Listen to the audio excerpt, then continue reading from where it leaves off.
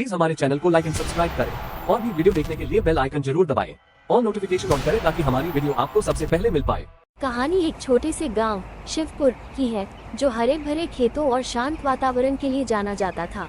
लेकिन एक भयानक घटना ने इस गांव की शांति को तहस नहस कर दिया। एक रात गांव के सबसे रईस व्यक्ति राघव सिंह का शव उनके घर में मिला। हत्या के सभी संकेत कुछ ऐसे थे जो पुलिस को भी हैरान कर देते हैं।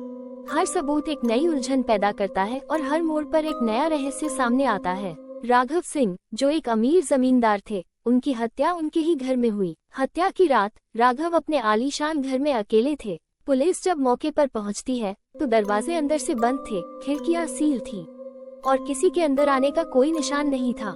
सबसे चौंकाने वाली बात ये थी कि राघव के हाथ में एक फटे हुए कागज का टुकड़ा था जिस पर लिखा था, छाया से सावधान रहो। गांव में ये खबर आग की तरह फैल जाती है। पुलिस इंस्पेक्टर शेखर राणा को इस मामले की जांच के लिए बुलाया जाता है।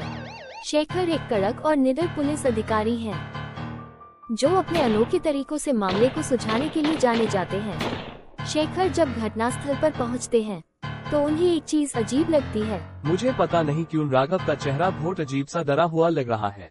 कुछ तो गड़बड़ है। अपनी मौत से पहले राघव ने कुछ बहुत भयानक देखा है। शेखर जब केस की तहकीकात करने गांव में पहुंचा तो गांव के पुराने पुजारी बाबा त्रिलोक से पता चलता है कि छाया इस गांव में सिर्फ एक अफवाह नहीं बल्कि एक पुराना रहस्य है।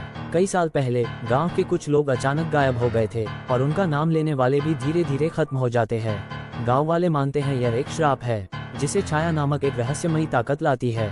शेखर इस अफवाह पर यकीन नहीं करता। ये अंधविश्वास है, मैं इस पे यकीन नहीं रखता। जांच को आगे बढ़ाओ, जो होगा देख लेंगे। राघव के परिवार से पूछताछ के दौरान उसे पता चलता है इंस्पेक्टर साहब, राघव सिंह का अपने छोटे भाई विक्रम से संपत्ति को लेकर विवाद चल रहा था और विक्रम गांव से भी लापता है और कई लोग तो उसे ही इस हत्या का जिम्मेदार मानते हैं। लेकिन ये मामला इतना सीधा नहीं है जितना दिखता है।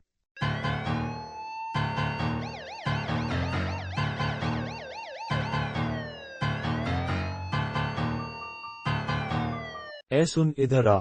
शेखर ने राघव के पुराने नौकर को बुलाया। जी साहब बोले। रामू, तुम क्या जानते हो राघव की मौत के बारे में?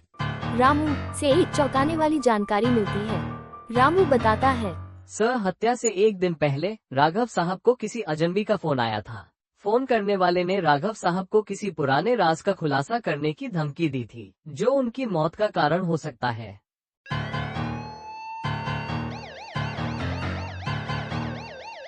जांच के दौरान शेखर को राघव के घर के पीछे एक गुप्त तहखाना मिलता है जहां कुछ पुराने दस्तावेज और एक संदिग्ध तस्वीर होती है। तस्वीर में 3 लोग हैं, राघव, विक्रम और एक तीसरा व्यक्ति जिसका चेहरा धुंधला है। ये तस्वीर बहुत पुरानी लगती है, लेकिन आखिरकार ये तीसरा व्यक्ति कौन है वो समझ नहीं आ रहा है। शेखर को तहखाने से एक पुरानी डायरी भी मिलती है जिसमें छाया का बार बार जिक्र किया गया है। डायरी में लिखा था कि छाया असल में कोई इंसान नहीं बल्कि अतीत का एक ऐसा पाप है जो एक दिन सबको निगल जाएगा।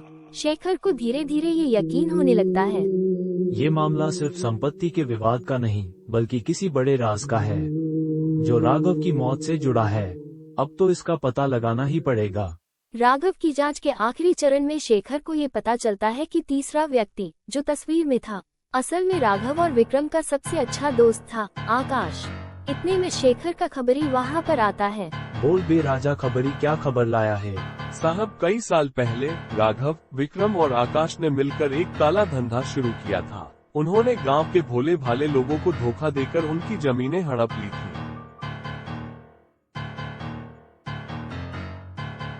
लेकिन जब आकाश को अपने हिस्से की मांग करने का समय आया तो राघव और विक्रम ने उसकी हत्या कर दी और उसकी लाश को तहखाने में दफन कर दिया।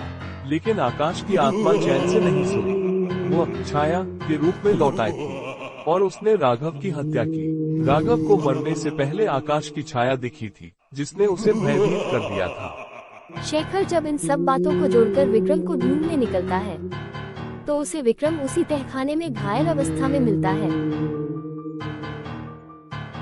साहब, आकाश की आत्मा ने मुझे भी नहीं छोड़ा। और मैं अपने किए की सजा भुगत रहा हूँ। विक्रम की हालत देखकर शेखर समझ जाता है कि छाया असल में गुनाहों का एक प्रतीक है।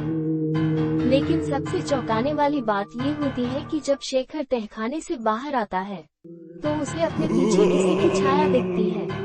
यह वही छाया थी जिसने राघव और विक्रम का अंत किया था, क्योंकि उसने भी इस गुनाह का राज उजागर किया है। शेखर को समझ आता है कि छाया अब उसे भी नहीं छोड़ेगी और अब उसे भी मार देगा।